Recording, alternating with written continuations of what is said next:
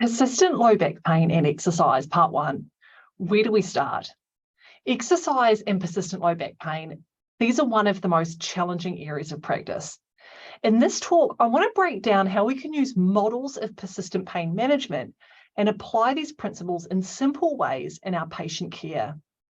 So let's get started.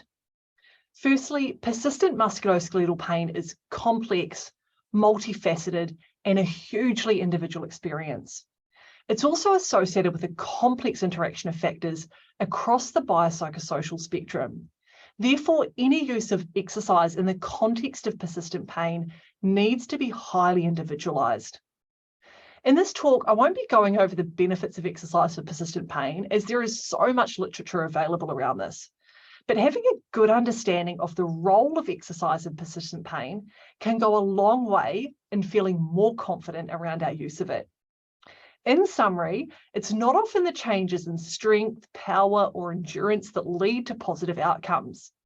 Successful outcomes for those with persistent pain are linked to changes in cognitive and psychological factors rather than changes in physical factors, which are often the main targets of our treatment. So we need to get comfortable with acknowledging this. So where do we start?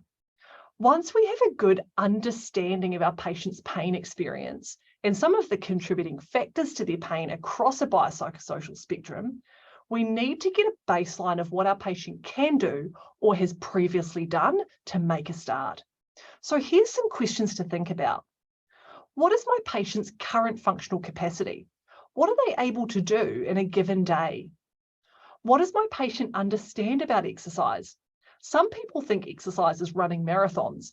When I talk exercise with my patient, I want us to be on the same page. What are their previous levels of activity and exercise? Do they have a history of responding well or poorly to exercise so that I can harness what has previously been helpful? What are their thoughts, beliefs, and preferences around exercise? This gives me a baseline to build a picture of what they are able to tolerate at the moment.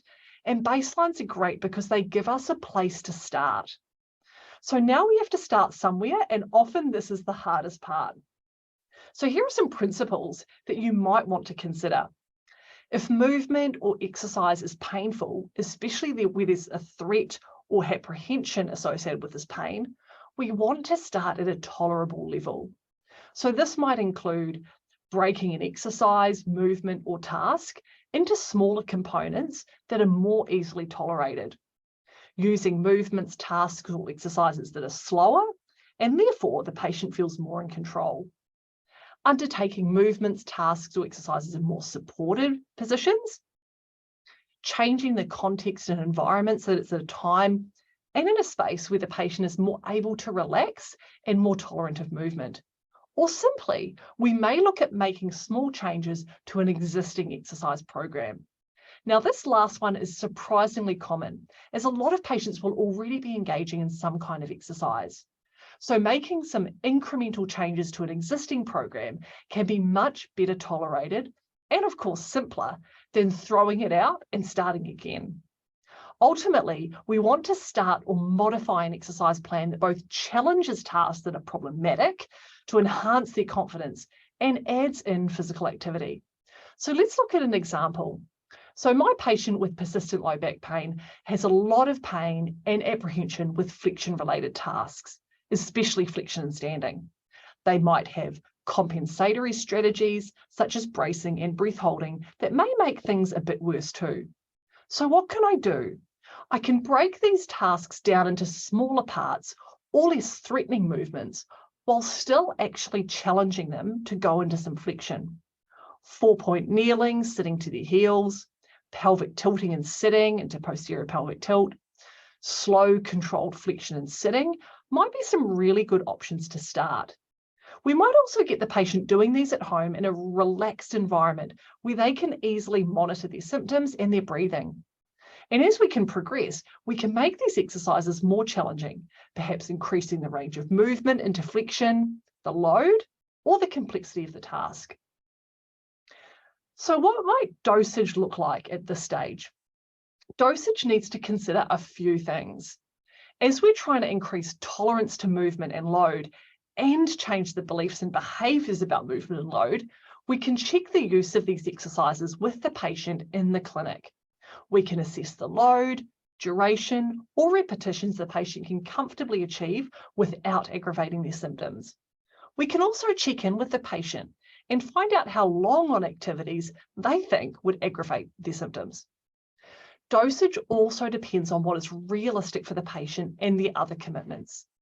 Seek from the patient how much time they have realistically to do these in the day, and can they prioritise them, especially if we're giving other exercise as well. Ideally, if we're aiming to enhance the patient's confidence to move their back, these should be done regularly and frequently, such as 2 to 3 times a day, with other physical activity as well. We know that some discomfort is safe when exercising, but for persistent low back pain, research and guidelines suggest that pain shouldn't exceed 5 out of 10 on a visual analog scale. We would want symptoms to subside prior to the next bout of activity or the next day.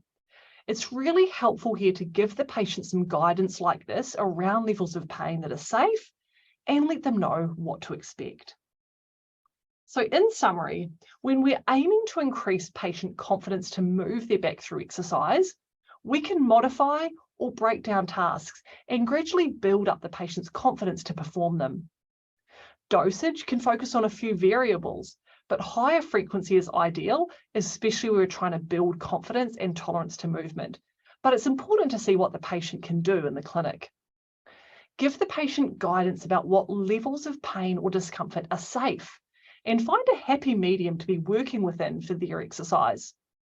Physical activity is exercise and has important effects on pain. Look for ways to integrate physical activity into the patient's day that is sustainable. Take a look at the next video in this series about how we progress exercise programming for those with persistent low back pain, especially around re-exposure to functional tasks.